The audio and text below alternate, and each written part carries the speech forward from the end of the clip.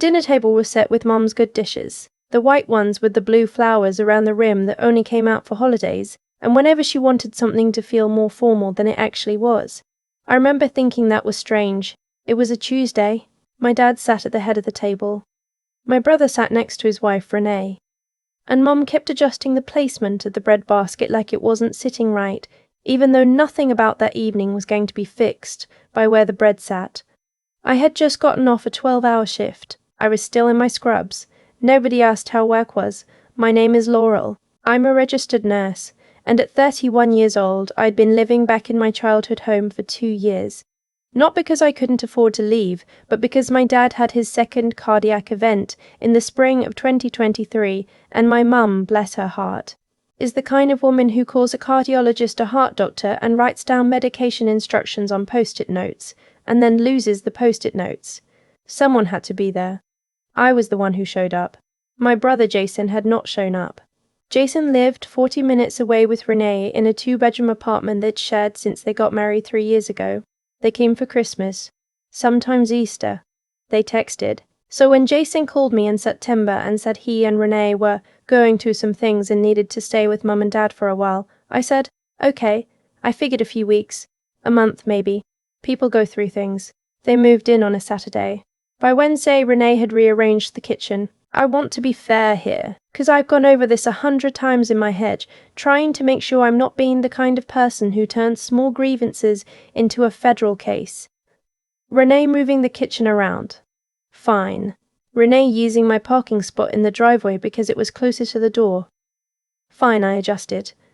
Renee asking if we could stop keeping the TV in the living room on after 9 because she needed quiet to wind down. I started watching things on my laptop, in my room. But here's the thing about giving an inch at a time over weeks and months. You wake up one day and you're living in a corner of a house you've been holding together. And everyone acts like that's just how it's always been. I was paying $1,200 a month to my parents. We'd agreed on it when I moved back, not rent exactly, more like a contribution to the household, toward groceries and utilities and Dad's copays, which were not small. I also handled the paperwork. Insurance appeals, prescription refills, specialist referrals. My mum saved every EOB in a shoebox and called it a filing system. I built them an actual binder. Labeled, tabbed, color-coded by provider. Jason and Renee paid nothing. Mom said they were getting back on their feet. I didn't ask what that meant exactly because I was tired and I told myself it was my business.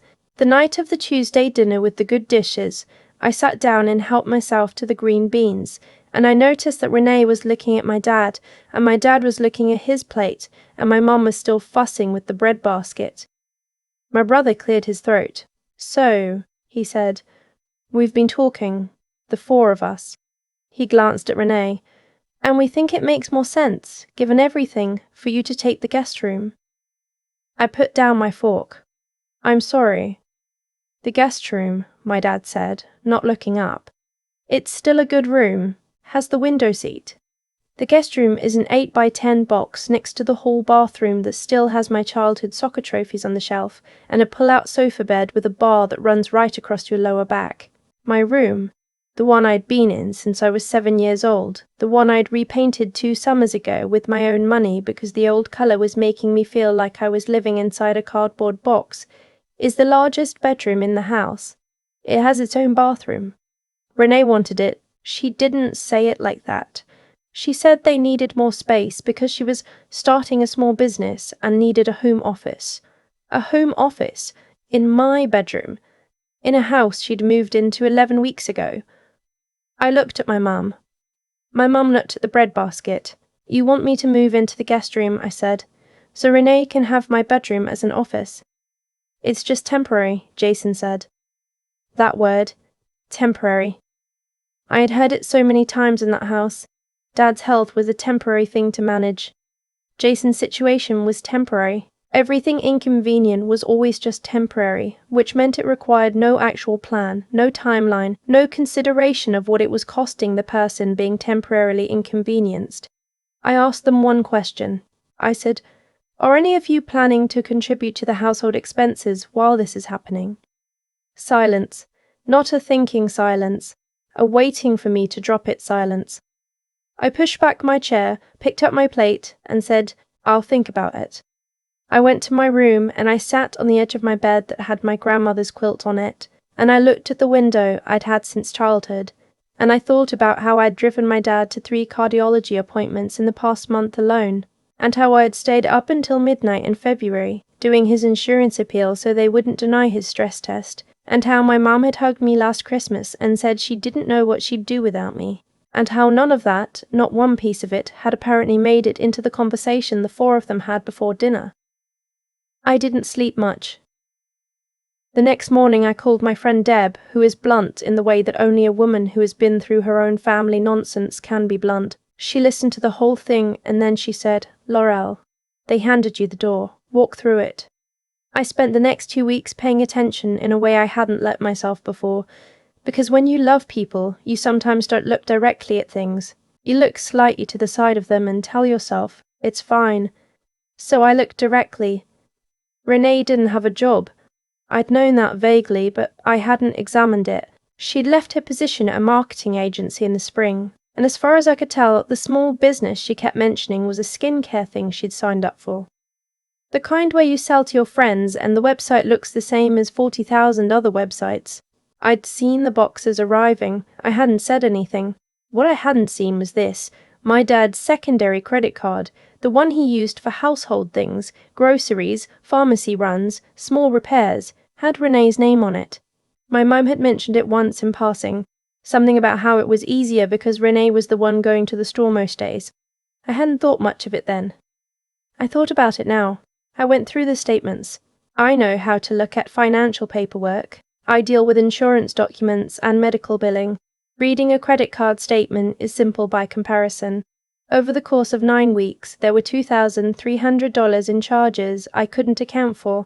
Not groceries, not pharmacy, spa appointments, clothing.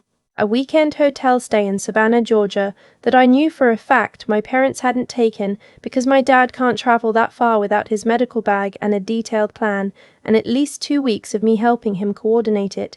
I sat with that for a day. I wanted to be sure I wasn't misreading it. I wasn't. I went to my mum first. I printed the statements and I sat down with her at the kitchen table while Jason and Renee were out, and I walked her through every charge, line by line. My mum's face did something I hadn't seen it do in a long time. It went very still, and then it kind of collapsed, like she was trying to hold something together and couldn't. Then she said, "I'm sure there's an explanation. Mum, there were 3 charges at the same spa in 1 month. Renee's been stressed. Dad's money paid for her to go to a spa. Your father authorized the card. Did he authorize Savannah?" Her jaw tightened. "I don't want to do this right now. When do you want to do it?" She stood up and started rinsing dishes that were already clean.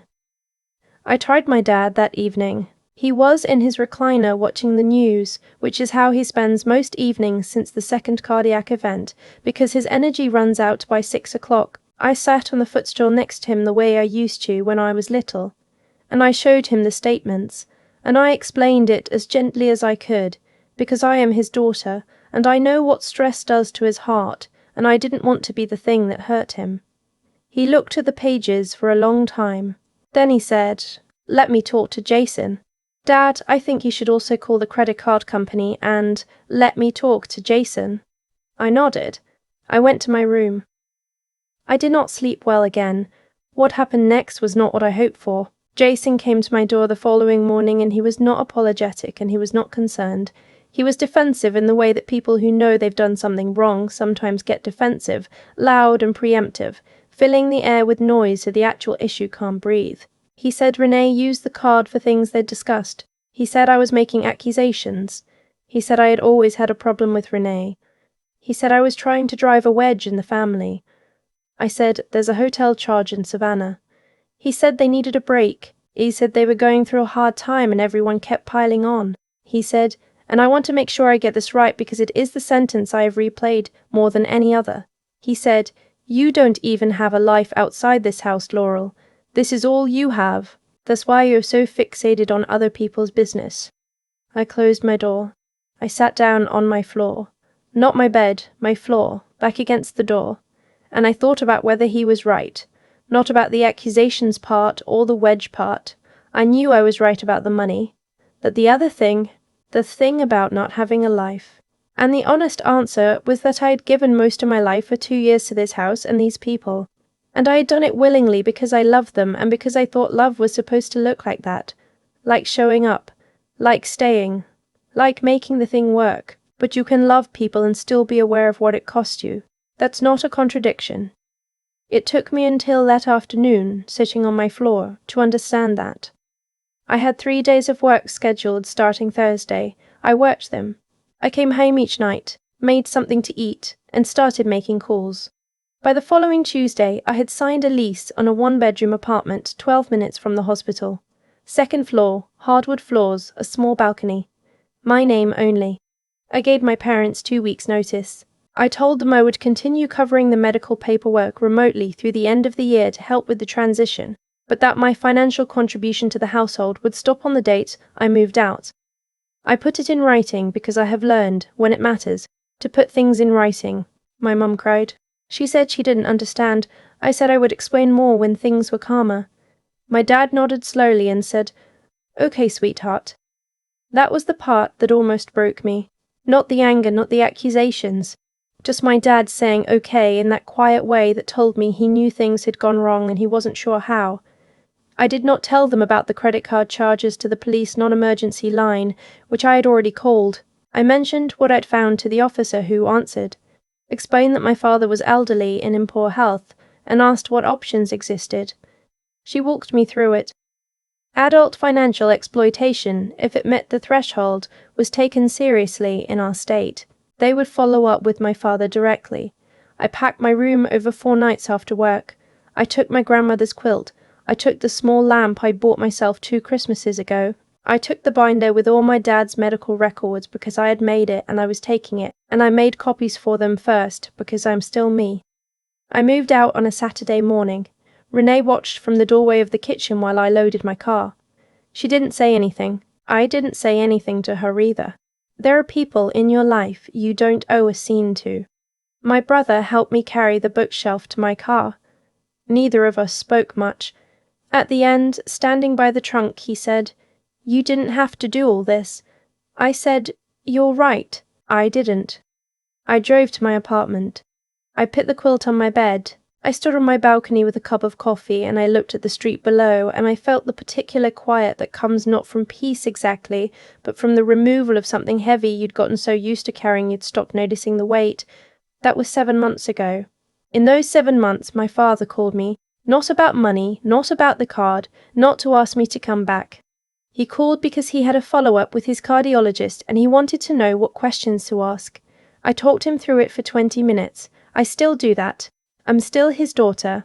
About 6 weeks after I moved out, my mum called on a Sunday night, which she doesn't usually do. Her voice had that particular flatness it gets when she's trying to sound calm about something that isn't calm. She said the credit card company had contacted them about irregular charges. She said someone had also called from the county, an adult protective services worker, which she did not understand and found upsetting. I listened. I told her I was glad someone was looking into it. I told her I hoped they got it sorted out. She asked if I knew anything about it. I said, "Mom, I showed you those statements at the kitchen table." Silence. Then she said, "Renee's been crying all week." I said, "I'm sorry to hear that." I meant it about as much as it sounds. The full picture came out over the following weeks, through my brother, who finally called me not angry but genuinely shaken. Renee had opened 2 more credit accounts in my dad's name without his knowledge, not just the household card, actual credit accounts, using his social security number and address. The total was somewhere near $14,000. He said it like he was still trying to make the number make sense. I said, "I know," not to be cruel, just because I did know or had suspected, and it felt dishonest to pretend to be surprised. Renee moved out of my parents' house in November. I don't know where she went, and I genuinely don't think about it much. My brother is, from what I can tell, devastated and embarrassed and trying to figure out what his life is now. I feel something for him. Not quite sympathy, not quite distance. Something in between that I don't have a clean word for yet. My parents have a case manager from APS now who checks in monthly. Some of the fraudulent accounts resolved through the credit card company's protection policy. A portion of the money is being pursued through the district attorney's office. My dad told me on the phone that it made him tired to think about. I told him he didn't have to think about all of it at once. My mum wrote me a letter. It was 6 pages, handwritten, which tells you something about how serious she was, because my mum's normal mode of communication is a voice text that cuts off mid-sentence. I didn't open it the day it arrived. I put it on my kitchen counter, and I looked at it for 3 days, and then I made myself a cup of tea, and I sat down and I read it. She said she was sorry she hadn't listened. She said she knew she had been unfair to me for a long time, not just that year but before it. And she wanted me to know she understood now what I'd done for the family and how she'd taken it for granted. She said seeing me pat my room was one of the hardest things she'd ever watched. She said she wanted to try to repair things if I was willing, not because she wanted me to be the caretaker again, but because she wanted to know me, her daughter, not the person who managed the medical binder. I read it twice. I put it down. I cried a little, not dramatically, just the kind of crying that happens when something you needed to hear finally reaches you after a long time of being held at arm's length. I haven't moved back. I'm not going to. My apartment feels like mine in a way no space has felt like mine in years.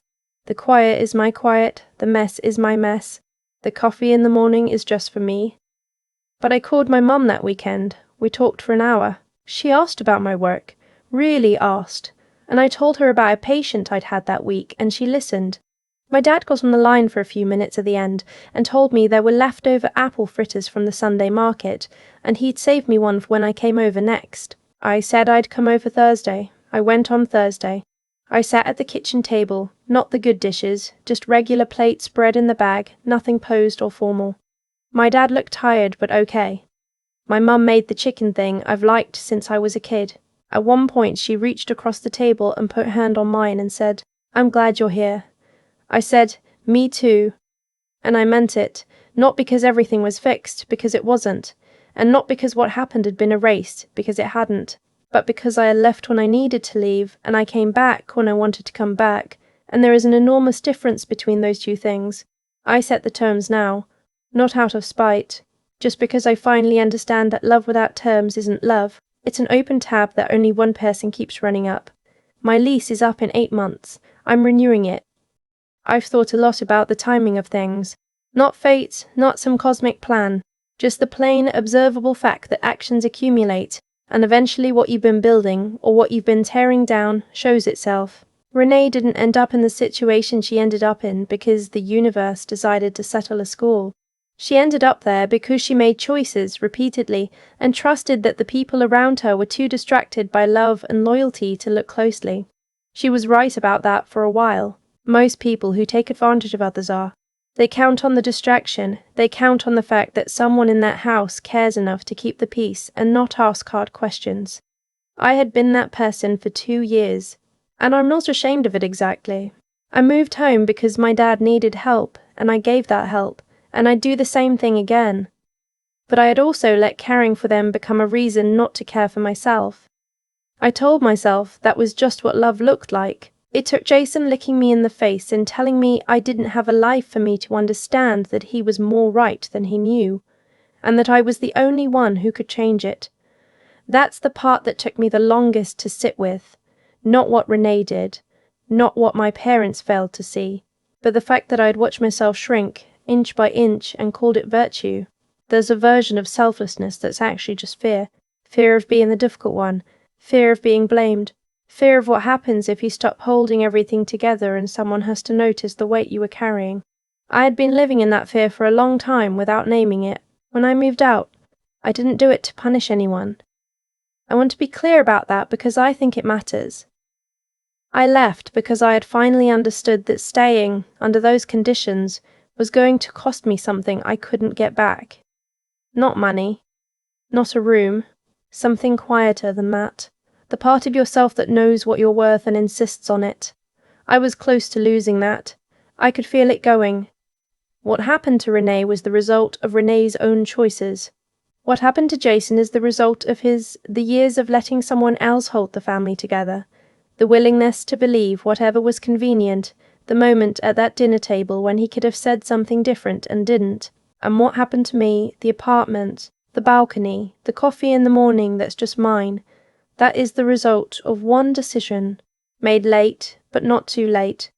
I think about my dad sometimes, the way he said okay that night. Quiet, a little sad. I think he understood more than he let on. I think sometimes the people we love know they've asked too much of us and they don't say anything because saying it out loud means they have to reckon with it.